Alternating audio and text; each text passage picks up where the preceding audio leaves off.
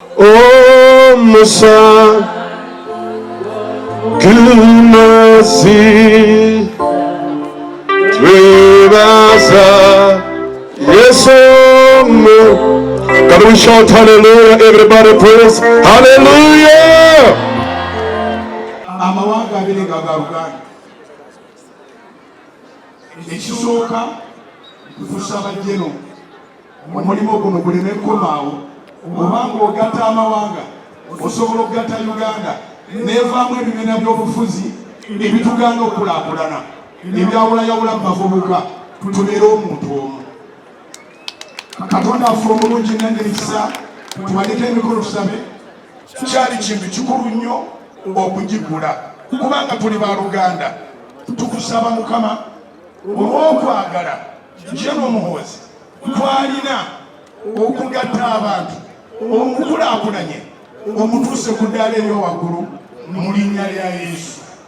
Tukwegayiridde Mukama lwa Uganda omukisa, lwa Rwanda omukisa, lwa East Africa omukisa. Maana Nyagasani tumanisa amaboko tukushimira kuba babyeyi bacu Perezida wa Repubulika ya Uganda Yoweri Kaguta Museveni na nyakubahwa Paul Kagame Perezida wa Repubulika y'u Rwanda, kubera yuko babyaye umwana ufite ubwenge ajya kwa nyirarume barumvikana.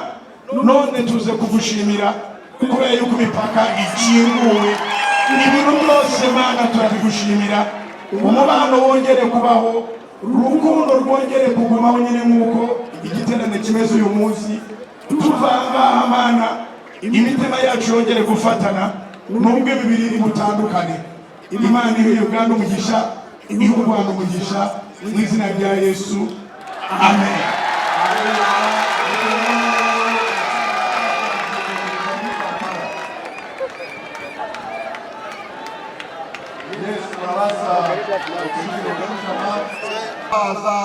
Bugingo Muhoozi nani Mana turamuhaye igihe Eliya yendaga kureka umurimo yabwiye Elisa ati mundeba ngenda ugasigara n'umwitero wanje, ibyo nakoze uzakora n'ibirutaho. None mwami Mana ibyo President Museveni yakoze turakusaba ngo uzabihereze Bugingo Muhoozi kugira ngo azongera hose yagarukiye, kugira ngo Uganda yacu ibe Uganda y'umugisha. Kandi aho Bugingo Muhoozi agejeje akora kuko kuduhuza Abanya-Uganda n'Abanyarwanda, mwami Mana turabigushimiye. Turasengera President wa Rwanda uw'icyubahiro Paul Kagame, mwami Mana turamuhaye umuhereza ubwenge kugira ngo uyu murimo wari gukora wo kongera kuduhuza kandi akongera kuzamura Bugingo Muhoozi mu ntera. Mwami Mana turabigushimiye. Urinde East Africa, urinde Kenya, urinde Tanzania, urinde Burundi, urinde Congo, urinde Uganda, urinde Southern Sudan. Ibi bihugu bihereza umutekano kugira ngo East Africa igire umutekano n'abayituye tugire umutekano. Turagushimye mwami Mana kubwa Bugingo Kayihura, wongeye kureba abafumbira, wongeye kureba Abanya-Uganda akaba twicaranye nawe uyu munsi. Mwami Mana icyubahiro kikugarukire. Bugingo Kayihura turamuguhaye umurengere kuko uri Imana, umurwanire unyuze muri Bugingo Muhoozi. Kandi mwami Mana ukomeje kubikora, icyubahiro turakikugarurije. Uhabwe icyubahiro mu ijuru no mu isi, kandi ukomeze gutegura Bugingo Muhoozi kuzaba ngazabe President w'iki gihugu. Abanya-Uganda dukomeze kuba mu mutekano, dukomeze kuba mu mahoro kubwa Bugingo Muhoozi. Kandi mwami Mana ibyatangiye ni byiza, uzabihesha icyubahiro. Icyubahiro turakikugarurije. Bugingo Muhoozi umuhereze uburinzi imbere n'inyuma, umuhereze ubwenge kuko wahereje Salomo kugira ngo azayobore iki gihugu kugira ngo icobora kikugarukire uturindire itorero rya Uganda urinde Archbishop wa Uganda urinde Bishop wa Muhabura uwaterana Godfrey turabisabye mu izina rya Yesu amina.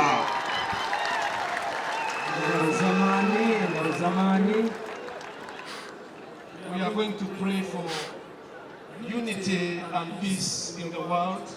We have request Sheikh Kaba Lure Kabale District Kadi to handle this. Aimu kamaranga tukwebariza okore kwa ba president babiri abihangiro mu East Africa, His Excellency President Yoweri Museveni na His Excellency General Kagame wa Rwanda abikirize kurundo mwema hagati yabo bombi ariwe umugenyi witu mukuru General Muhozi Kinyarwanda nango witu mbahoro tugira ngo yine Rugaba aho kuba ko bakubitine Rugaba erizoti mu bishitwa kubintuja gusa okwikiza kumbera entuma hagati yabo bombi ito twija kujurira ubugwaje ahabwe icyo kibateka tekere ayimu kamarhanga ito East Africa ubuzare ubwo byo hagati y'amahanga abiri ukabwacibweho erizo twajurira abantu bona bariyaha bizire kwibaza no kwesima ibi byona ibigire umushagama netutu no korekwa uko mugenyi mukuru General Muhozi ayabasa kubona atwirwa kubishonga aha okuja kujura ayimu kamarhanga tukusima rukundo egumeho ihangaro muri tetwena n'abariyaha kandi ogihangarize no mu General Muhozi uyogere kumutekateka no kumutekateka bingi kuri ba East Africa yabasa kubane kwa torumuri ro tugaruzo mu history yabireho ayimu kamarhanga tukushaba abwa mahanga gitu ebitwe gideraho ayimu kamarhanga rizoba tuja kubisima ahabwa umutima no korekwa uko mugenyi witu mukuru General Muhozi ebyatukizeho ibyo nani bishaba ndikwimbisa ya mukamarhanga tukwimbisa n'entuma zawe zona ikizo mugenyi mukuru twendeze idi erufiteka cya kuru wa gatano idi mubaraka. Assalamu alaikum. We request for a prayer for children and youth by Sheikh Abdallah Mariki. أعوذ بالله من الشيطان الرجيم. بسم الله الرحمن الرحيم.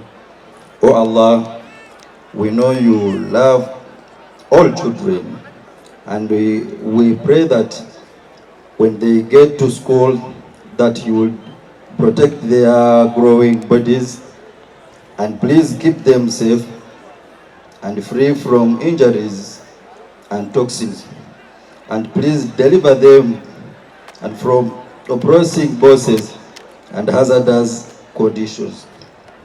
Make it possible and from children to risk to stay in school. We offer to you, Allah, the gifts and needs of youth. Bless them with your guiding behaviors as they face the challenges and opportunities in their lives. Touch their hearts with the gentleness of your love, that may know they are valued and valuable beings. We pray and believing and trusting in the name of Allah, the most gracious, the most merciful. Allahumma ameen. Father, we continue to pray for the sick in our country. We want to thank you for the medical institutions in place. We thank you for the medical personnel and for the government for supporting them. We want to pray, Lord, that this government will continue to prioritize health services, that we shall have reduced cases of referrals to other countries, and we shall rise our heads as a country whose medical health and services give honor and glory to your name. In the name of the Father, of the Son, and of the Holy Spirit. May I request my brother, Reverend Asimwe, to pray for families. Oh Lord, our God, we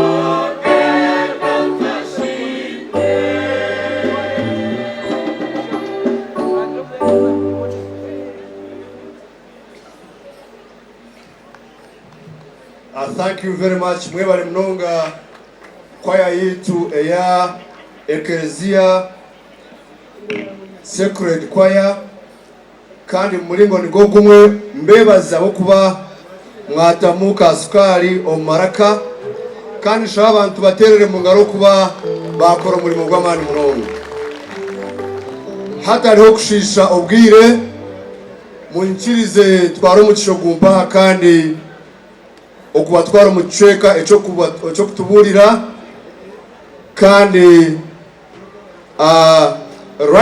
Reverend Bishop Onesimus Asimwe hamwe na Bishop Chiza Arogias nibo barazitware umucweke cimpa eco kutulisa ekigambo eco mutima mwenu na ndabashaba ngo mu bukuru bwabo banyimbuke barise emitima yite kigambo cha Mukama Ruhanga please we bari munonga Sheikh Kasum kandi katwongere Sacred Heart Choir Cross the King Parish engaro zamani kwaza kwakira kuburirwa kweri izuba rero tugumizemo. Yes, mini wa Chris turi kwakira kuburirwa twayegitwaho abanywane bito ku rugo muri Kigali abamasamba kwaya bari hagati tukanda kireka ikabaraze kutuhayo nabo akeshongoro akarunji munonga.